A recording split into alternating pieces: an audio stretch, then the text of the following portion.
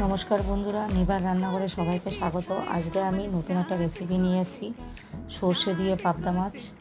আপনারা দেখতে থাকুন। প্রথমে পাবদা মাছগুলো ধুয়ে পরিষ্কার করে নুন হলুদ মাখিয়ে নিয়েছি। এই রান্নাটা আপনারা জামাই ষষ্ঠীতে করতে পারেন।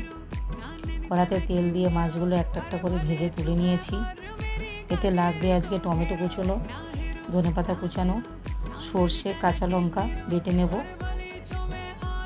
কড়াতে তেল দিয়ে দিয়েছি, কালো জিরে দিয়ে দিয়েছি, টমেটো দিয়ে দিয়েছি, দিয়ে একটু নাড়ানাড়ি করে স্বাদ মতো নুন দিয়ে দেবো, হলুদ গুঁড়ো দিয়ে দেবো, লঙ্কা গুঁড়ো দিয়ে দেবো, জিরে গুঁড়ো দিয়ে দেবো। দিয়ে মশলাটাকে ভালো করে কষিয়ে নেব। পরিমাণ মতো জল দিয়ে দেবো, জল দিয়ে নাড়িয়ে দেবো। সর্ষে কাঁচা লঙ্কা বাটাটা দিয়ে দিয়েছি, দিয়ে গ্রেভিটাকে ভালো করে তৈরি করে নেব। ঢাকা দিয়েছি, গ্রেভিটা ফুটে উঠেছে। একটা একটা করে মাছ দিয়ে দেবো, ওপর থেকে কাঁচা লঙ্কা ছড়িয়ে দেবো, ধনেপাতা ছড়িয়ে দেবো। আমার রান্না রেডি হয়ে গেছে। গরম গরম ভাতে পরিবেশন করব।